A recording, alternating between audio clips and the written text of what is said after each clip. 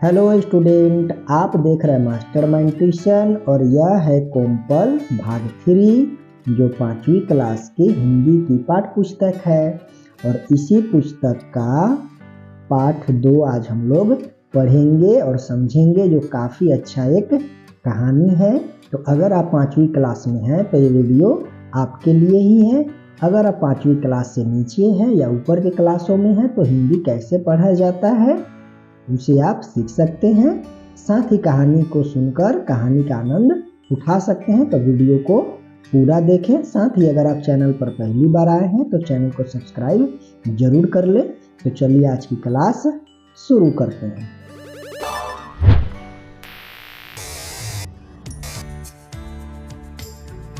तो हम लोग बच्चों आ गए हैं पाठ 2 में, जिसका नाम है टिपटिपुआ, जो एक कहानी है। इसी को हम लोग आज पढ़ेंगे और समझेंगे।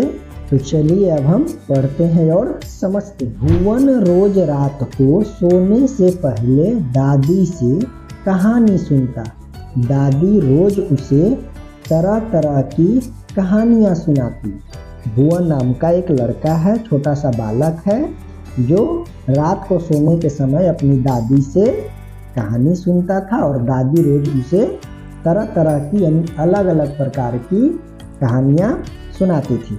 बच्चों, आप भी या सभी बच्चे सोने से पहले कहानी सुनना पसंद करते हैं और कहानी सुनकर ही सोते हैं। तो भुवन भी उसी प्रकार से अपनी दादी से कहानी सुनता है। एक दिन मूसलाधार बारिश हुई। ऐसा बारिश पहले कभी नहीं हुई थी। सारा गांव बारिश से परेशान था। एक दिन की बात है, मूसलाधार यानी कि काफ़ी ज़ोर ज़ोर से बारिश हुई। ऐसी बारिश जो पहले कभी नहीं हुई थी, वैसी बारिश हुई और सारे गांव के लोग उस बारिश से परेशान थे। दादी की झोपड़ी में पानी जगह जगह से टपक रहा था, टिप टिप टिप टिप। भुवन का जो घर था उस घर झोपड़ी का था, और चूँकि मूसलाधार बारिश हुई थी और उस बारिश की वजह से वह जो झोपड़ी जो था उससे जगह जगह से पानी टपक रहा था। और चूँकि टपकने की जो आवाज़ होता है टिप टिप टिप टिप, और उसी से संबंधित इस चैप्टर का नाम भी है टिपटिपुआ। इस बात से बेखबर पोता दादी की गोद में लेटा कहानी सुनने के लिए मचल रहा था। जो पोता था यानी जो भुवन था, उसे मूसलाधार बारिश से और दादी की परेशानी से उसे कोई किसी प्रकार का गम नहीं था। वह केवल अपनी दादी के गोद में लेटा हुआ था और कब दादी कहानी सुनाए इस बात का इंतजार कर रहा था। दादी खींच कर बोली, यानी खींचकर मतलब कूदकर, चिढ़कर या झुंझलाकर, देहाती में कहे तो खिसियाकर बोली, अरे बचवा का कहानी सुनाए, इस टिपटिपुआ से जान बचे तब ना। यानी दादी जो है भुवन की शरारत से गुस्सा हो गई और बोली कि का बचवा का कहानी सुनाए, देख रहे इधर आफत है, इस आफत से बचे तब ना कहानी सुनाए आपको। पोता उठकर बैठ गया। दादी, यह टिपटिपुआ कौन है?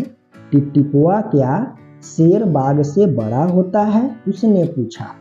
दादी की गुस्सा भरी बातों को सुनकर पोता उठकर बैठ गया और दादी की बातों में एक चीज उसने सोचा कि यह टिपटिपुआ क्या है। उन्होंने दादी से पूछ लिया कि दादी टिपटिपुआ क्या है, क्या यह शेर बाघ से बड़ा होता है? यानी कि बच्चे जिज्ञासावश कोई नया शब्द जब आते हैं तो वह जानने के इच्छुक होते हैं। और भुवन भी अपनी दादी से टिपटिपुआ के बारे में पूछना चाह रहा है, जानना चाह रहा है। दादी छत से टपकते हुए पानी की तरफ देखकर बोली, हाँ बचवा, न शेरवा के डर न बघवा के डर, डर त डर टिपटिपुआ के डर। भुवन की जिज्ञासा भरी बातों को सुनकर दादी छत से टपकते हुए उस झोपड़ी से टपकते हुए पानी की तरफ देखती हुई बोली कि हाँ बचवा, यह जो टिपटिपुआ है वह बाघ और शेर से भी ज़्यादा जो है डराता है, परेशान करता है। यानी कि न शेरवा के डर न बघवा के डर डर तडर टिपटिपुआ के डर, यानी कि बारिश बच्चों एक प्राकृतिक प्रक्रिया है और इसके ज़्यादा होने से यह आपदा का रूप धारण कर लेता है। आप भी देखते होइएगा कि 2-3 दिन लगातार जब बारिश होती है तो सारे लोग ऊब जाते हैं। ये अब हम आगे बढ़ते हैं। संयोग से मुसीबत का मारा एक बाघ बारिश से बचने के लिए झोपड़ी के पीछे बैठा था। बेचारा बाघ बारिश से घबराया हुआ था। दादी की बात सुनते ही वह और डर गया। यानी कि संयोग से यानी अचानक से बाघ जो है मुसीबत का मारा एक बाघ, यानी कि बाघ बच्चों जंगल में निवास करता है, रहता है। वो भटकते हुए गांव की तरफ आ गया था और उसी में मूसलाधार बारिश होने लगी थी और वह गांव में ही घिर गया था। और संयोग से यानी उसे पता नहीं था कि दादी और भुवन उसी झोपड़ी में रहेंगे और वह टिपटिपुआ जैसे डरावनी बातों को करेंगे। यानी संयोग बस वह बारिश से बचने के लिए झोपड़ी के पीछे बैठा हुआ था और भुवन और दादी की बात को सुन रहा था।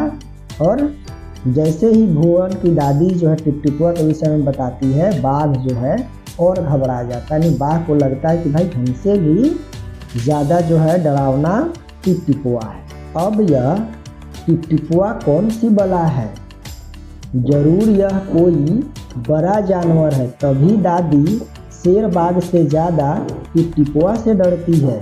इससे पहले कि वह बाहर आकर मुझ पर हमला करे, मुझे ही यहाँ से भाग जाना चाहिए। बच्चों, बाघ को ऐसा महसूस हो रहा है कि दादी जो टिपटिपुआ के विषय में बता रही है वह क्या है, हमसे भी यानी बाघ से भी ज़्यादा खतरनाक है। बाघ उससे डर गया उस बात से और वह सोचा कि पता न झोपड़ी से निकलकर वह हम पर हमला करे, मैं ही क्या करता हूँ, चुपचाप यहाँ से भाग जाता। बाघ ने ऐसा सोचा और झटपट वहाँ से दुम दबाकर भाग चला। यानी कि बाघ ने सोचा कि भाग चलते हैं और वह दुम दबाकर यानी कि चुपचाप बिना बताए झट से वहाँ से भाग खड़ा हुआ। उसी गांव में भोला भी रहता था। भुवन और दादी की चर्चा तो इसमें है ही, और एक और व्यक्ति है जिसका नाम है भोला, वह भी उसी गांव में रहता था जिस गांव में पोता और यानी भुवन और दादी रहती थी। वह भी बारिश से परेशान था। आज सुबह से उसका गधा गायब था। सारा दिन वह बारिश में भीगता रहा और जगह जगह गधे को ढूंढता रहा, लेकिन वह कहीं नहीं मिला। जिस प्रकार से बच्चों बारिश से सभी कोई परेशान थी, भुवन की दादी परेशान थी, उसी प्रकार से भोला भी जो उस गांव का निवासी था वह भी परेशान था।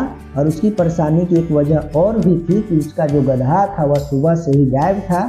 सारा दिन उसको ढूंढते हुए भोला ढूंढा, लेकिन वह कहीं भी नहीं मिला। भोला की पत्नी बोली, जाकर गांव के पंडित जी से क्यों नहीं पूछते, वे बड़े ज्ञानी हैं। आगे पीछे सबके हाल की उन्हें खबर रहती है।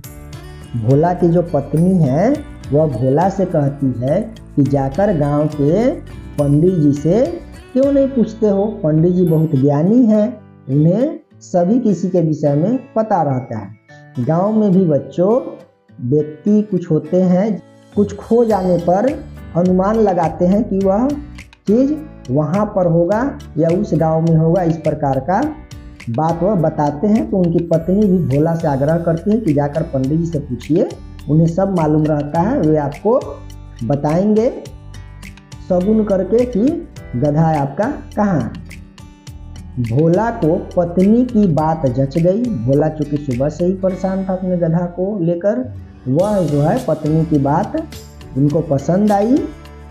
अपना मोटा लठ उठाकर वह पंडित जी के घर की तरफ चल पड़ा और वह क्या किया, एक मोटा सा लाठी लिया और पंडित जी के घर की तरफ चल दिया। गांव में सभी लोग जब भी बरसात के समय में निकलते हैं कहीं बाहर तो एक लाठी जरूर ले लेते हैं, जो सुरक्षा की दृष्टि से उनके पास रहता है। चलिए आगे क्या हुआ हम लोग आगे जानते हैं। उसने देखा कि पंडित जी घर में जमा बारिश का पानी उछील उछील कर फेंक रहे थे। पंडित जी के पास जब भोला पहुंचा तो उन्होंने देखा कि पंडित जी अपने घर का जो पानी जमा है वह उछील कर फेंक रहे हैं। उछीलना मतलब होता है उपछना, बाहर फेंकना। ग्रामीण यानी देहाती भाषा में उसको उबिछना कहते हैं, यानी कि वही काम पंडित जी कर रहे थे। महाराज, मेरा गधा सुबह से नहीं मिल रहा है, जरा पोथी बाँच कर बताइए तो वह कहाँ है? भोला ने बेसब्री से पूछा।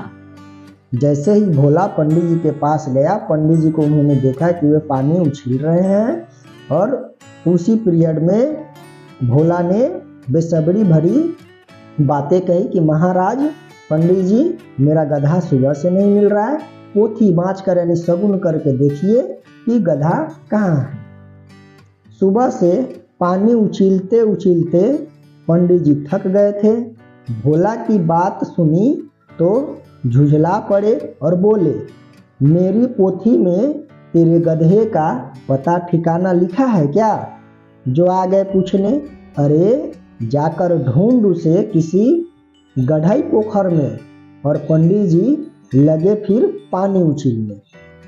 यानी जिस प्रकार से हमने आगे जाना कि मूसलाधार बारिश हुई थी, उससे सारे लोग परेशान थे, तो पंडित जी भी उससे परेशान थे। उनके घरों में पानी जमा हो गया था। वह सुबह से पानी उछील उछील कर बाहर फेंक रहे थे कि पानी ज़्यादा ना हो जाए और नुकसान ना पहुँचे। और उसी पीरियड में भोला उनके पास पहुँच जाता है और गधा की खोजने की बात करता है।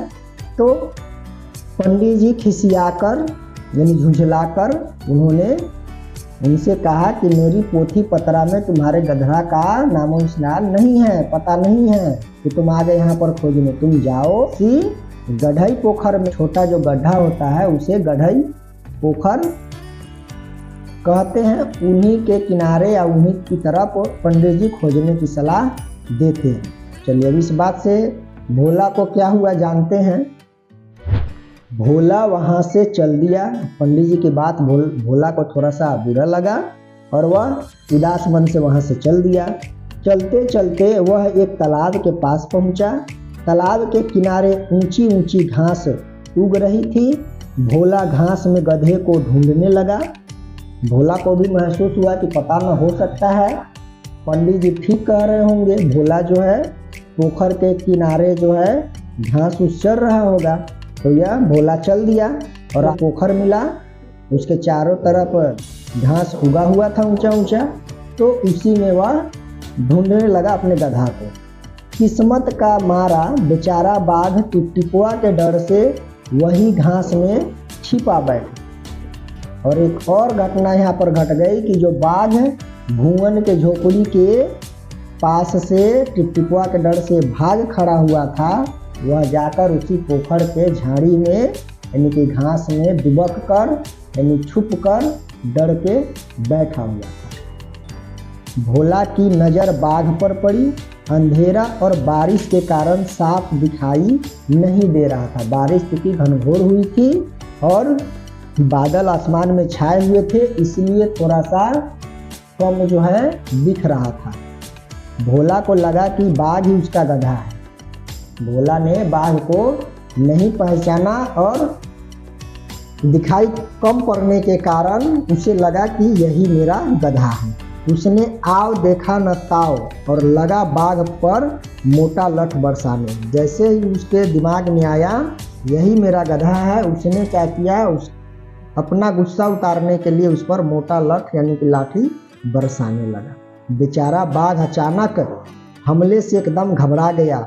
लगता है यही टिपटिपुआ है। बाघ चूंकि टिपटिपुआ से डरा हुआ था और जैसे ही अचानक से उस पर लाठी पड़ने लगा वह और डर गया और उसे महसूस हुआ कि हो सकता है यही टिपटिपुआ है जो हम पर हमला करता है। आखिर उसने मुझे ढूंढ ही लिया। बाघ और डर गया कि पता न टिपटिपुआ हमें कैसे ढूंढ लिया। अब अपनी जान बचानी है तो यह जो कहे चुपचाप करते जाओ। बाघ चूंकि टिपटिपुआ से इतना डर गया था कि उसे लगा कि ये जो लाठी बरसा रहा है वह टिपटिपुआ ही है।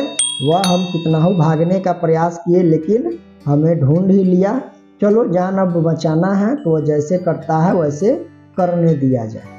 बाघ ने मन ही मन सोचा, आज तूने बहुत परेशान किया है, मार मार कर मैं तेरा कचूमर निकाल दूंगा।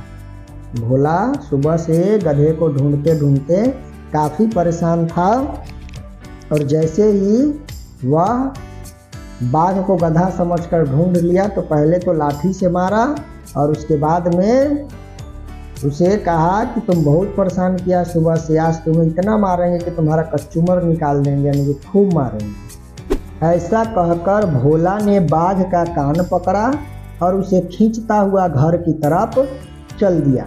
और चूंकि भोला गुस्से में था ही, कुछ लाठी डंडे बरसाया उस पर और कुछ कहते हुए, यानी कि मार मार कर कचूमर निकाल दूंगा, तुम सुबह से नहीं मिल रहे हो, कहाँ गए थे, क्या कर रहे थे, कुछ पता नहीं, इतना परेशान किया वगैरह वगैरह बोलते हुए उसने बाघ को गधा समझकर उसका कान पकड़ा और खींचता हुआ घर की तरफ अपने चल दिया।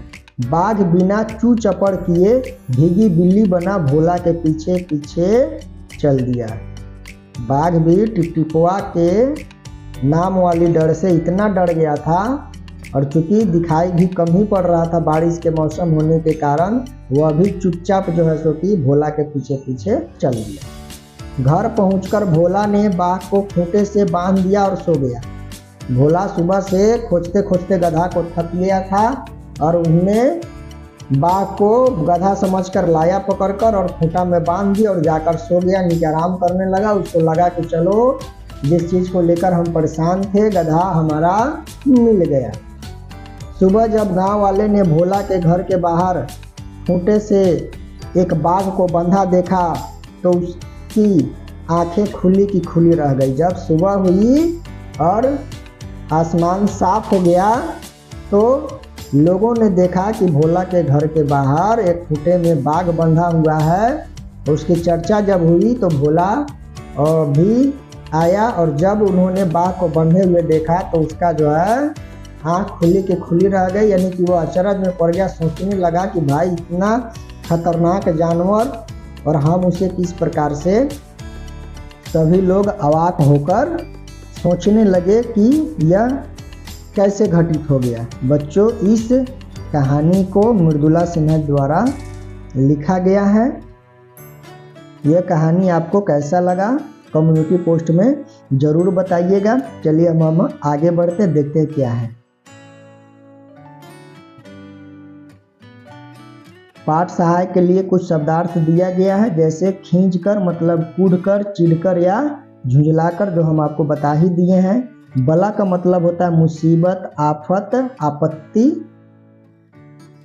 या विपत्ति, जो भी हो। दुम का मतलब होता है पूंछ। गढ़ई का मतलब होता है छोटा गड्ढा। उछलना का मतलब होता है उछना, बाहर फेंकना या उबिछना, जो हम लोग देहाती भाषा में कहते हैं। बच्चों, इसी के साथ आज की क्लास समाप्त हुई। आज हमने पढ़ा पाठ 2 को, जो कक्षा 5 की हिंदी की पाठ पुस्तक कोम्पल भाग 3 से संबंधित था। इसके पहले हमने पाठ 1 को भी पढ़ लिया है। अगर उस वीडियो को आपने नहीं देखा है तो उसे भी ज़रूर देखें।